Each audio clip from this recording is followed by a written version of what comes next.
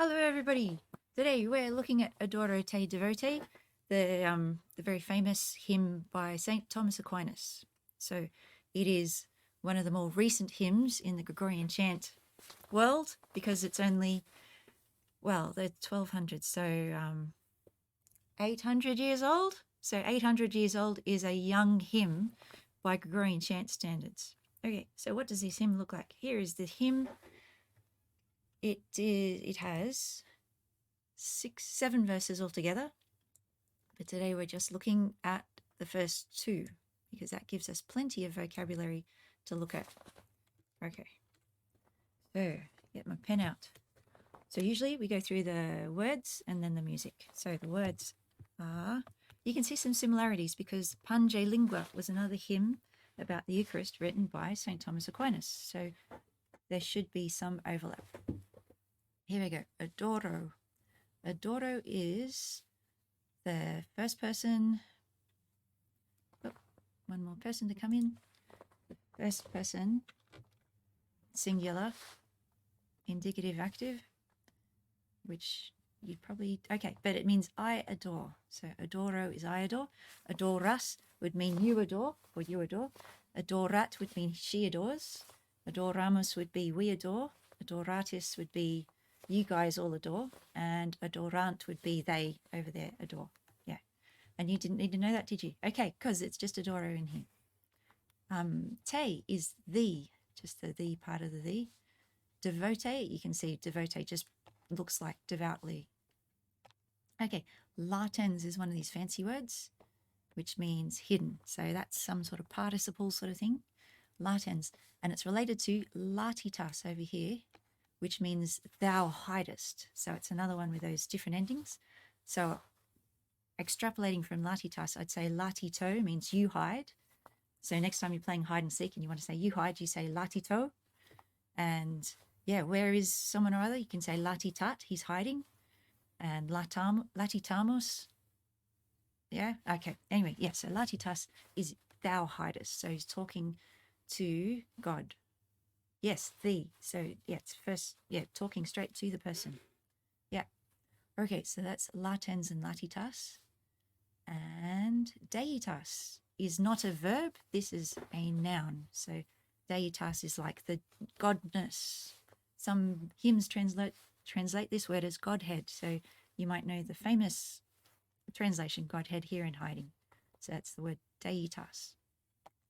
Okay, quae. We've come across quae before. Quae is the feminine way of saying who. Hang on, is it feminine?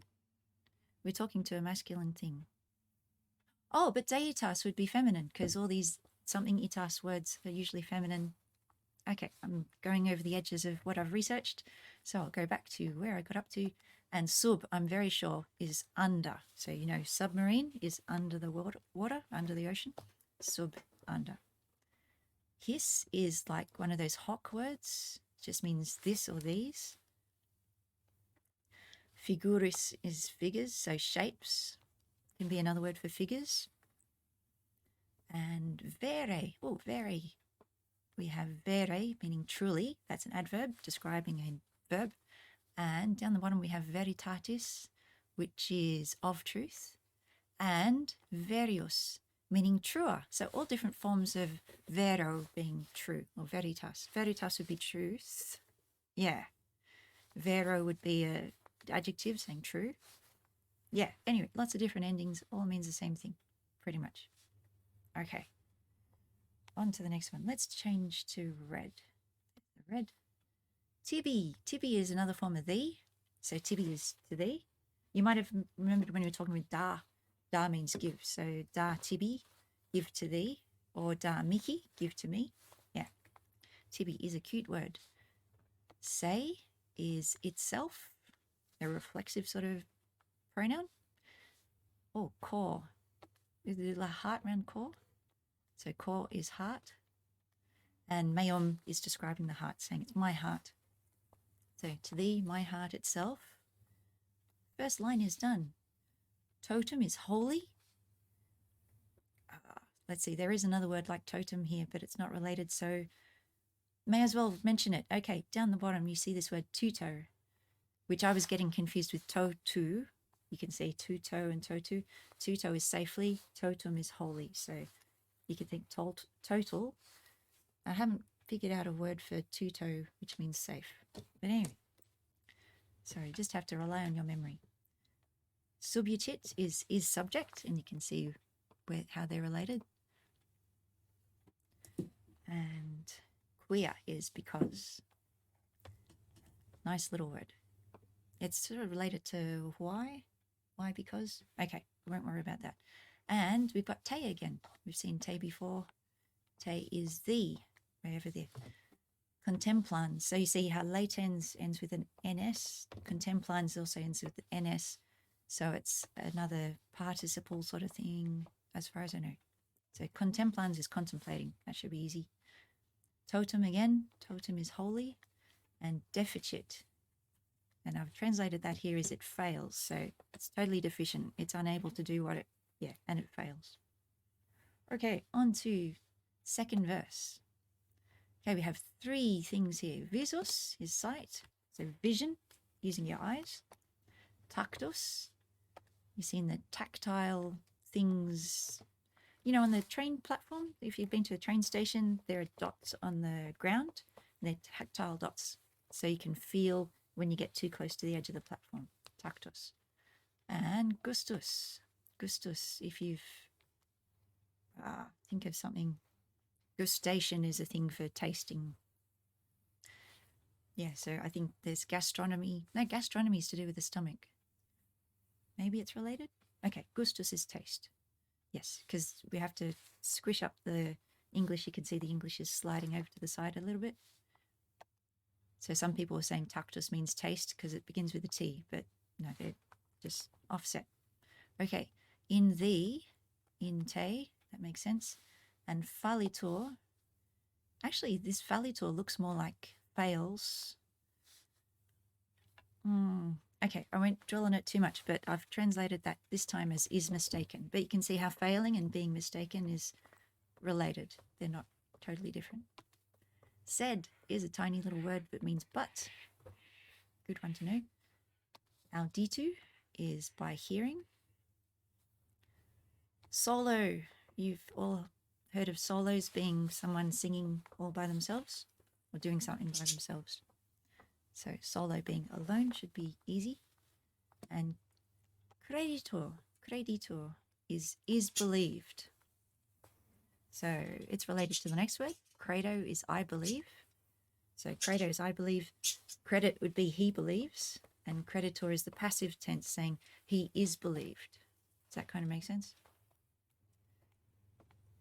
Yeah, good. And the next word is one of our favorites, quid quid. Quid quid means whatsoever. And we need to use that word a bit more often. Quid quid dixit. Dixit is said, comes up in the Bible all the time. And Dei is of God, or we could translate it as gods. And Philios is the Son. And we say that in the Apostles' the thing at the end, isn't it? Paci et Filio et Spiritui Sancto. Different endings, but same sort of. Next word is nil, which means nothing. And if you're playing sport, the score might be 1-0 or 5-0. Nil, yeah, in that case means nothing. Hey, hoc verbo, I put that together. Here I've translated it than this word, but hoc verbo is like an indirect object. Verbo is the word, hoc is the thisness, and because it's being, you reckon it's dative or ablative? One of those things. It could have by, for, it could be by this word, with this word, from, okay. I'll put than this word, but I think in the quiz it's by, with, from, or something like that. Okay, and we already did veritatis, which means of truth, and verios, which is truer. So how does that go? I adore thee devoutly, hidden deity, who under these figures truly hidest. To thee my heart itself wholly is subject, because contemplating thee it wholly fails. Sight, touch, taste in thee is mistaken, but by hearing alone safely is believed. I believe whatsoever said God's Son, nothing than this word of truth is truer. Yeah. Okay. All good with the vocab. Now on to the notes. Okay, the do clef is back on the top line where it usually is. So if you've memorized what all the things are, you'll be back to this bottom space being a do, going up in an arpeggio, saying do, mi, so, do, do, do, do, do, do, do. So that line is the la, ends on so again. Then fa, mi, re, do, do, do, mi, so, la, sol, fa, mi, re, do, do, so, la, ti, do. Oops. So. Oh, you're right. Yeah, do is the line. Yeah.